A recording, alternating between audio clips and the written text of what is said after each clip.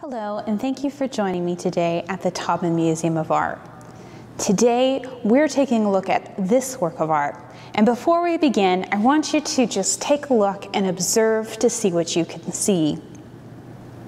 What are we looking at? What colors have been used? What did the artist use to create this work of art? Do you notice anything in particular? So when we look at this work of art, we notice the artist has used a variety of shades of blue and white. And it appears that we're looking at perhaps a rolling ocean sea or a very disturbed lake after a storm. In fact, this work is called Seascape by the artist William de Leftwich Dodge.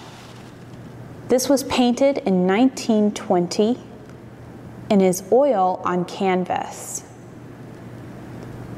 As we get closer, you'll notice that the artist used several brush strokes to create the texture in the waves and to create that sea foam or the bubbles that occur on top of the wave after the water has been churning. Then we see a little bit of sky in the background where he's used additional shades of blue with a little bit of purple mixed in as well. This work of art is part of the museum's exhibition Outside Eyes. And Outside Eyes is a unique exhibition in that it takes works from the museum's permanent collection and asks members from the community to give their viewpoints on the work of art or how it has inspired them.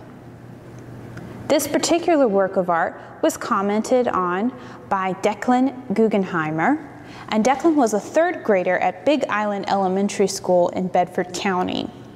And in fact, his words are on the label next to the museum's work of art here. And in that label, he says, quote, "It reminds me of the beach, playing wave tag with Adeline this past summer at Kitty Hawk.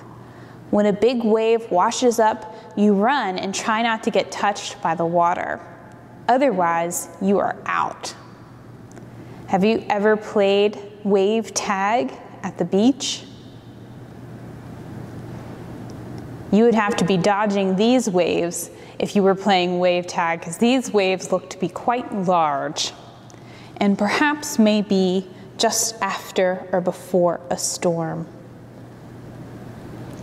William de Leftwich Dodge was born in Bedford, Virginia, and spent most of his childhood life abroad in Europe, where he studied painting in Paris and even Berlin. He would often paint en plein air, which means outside. So he would often be on site and observing his surroundings and then capturing those surroundings on canvas while there, instead of working from a photograph or a sketch. Perhaps you could go outside and observe your surroundings and see what you can capture on a canvas or sketchbook. Thank you for joining us today, and we'll see you next time.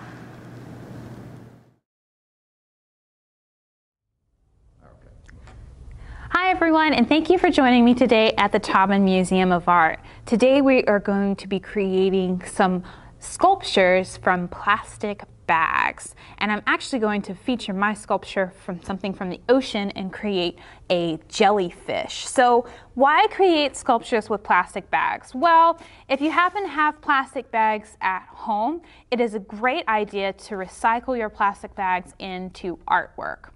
And what better way to bring attention to the environment than creating it with something that's recycled so that it doesn't harm your environment, right? So plastic bags are one of the worst things for our ocean.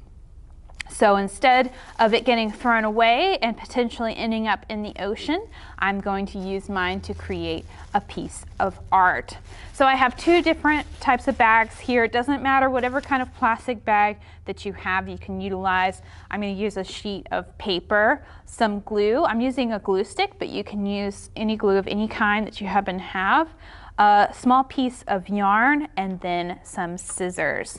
So what I'm going to do, since I have this lovely blue bag, I'm going to make this the top of my jellyfish. So I'm going to get a little bit of air into my bag there and make it kind of puffy like that. And I'm going to use my yarn to then tie that so that it will stay in place. All right. Then I'm going to just put a little bit of glue onto my paper where the head of my jellyfish is going to be. I'm just gonna stick that down there. Okay, very good. I'm gonna snip my excess yarn here. Very good. So now I have a puffy spot for my jellyfish head. Then what I'm going to do is I'm going to take my scissors and cut the rest of my plastic bag into strips to form my jellyfish tentacles.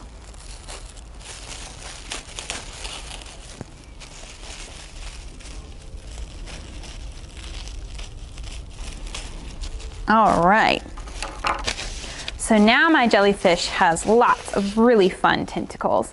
And so to make it feel a little bit more alive, I'm gonna actually use my glue to spread out some of the tentacles to make it look like it's kind of propelling itself through the ocean.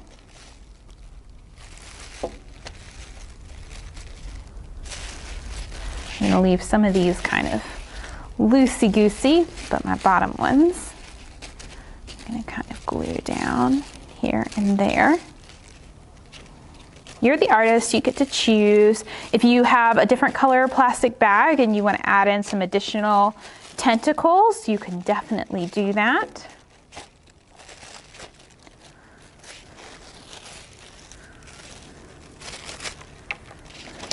And so there we have a fabulous plastic bag jellyfish.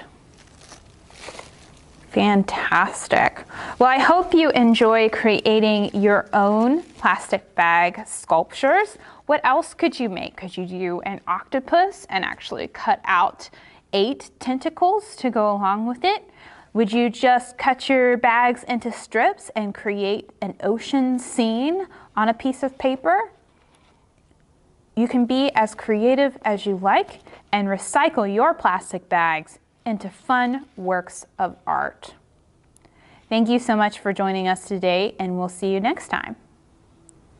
Hello friends, it is I, Toby the Great Art Detective, here to congratulate you on finishing another session. Wonderful, that's fantastic. You've been great art detectives, and so we must say our motto together. Okay, are you ready?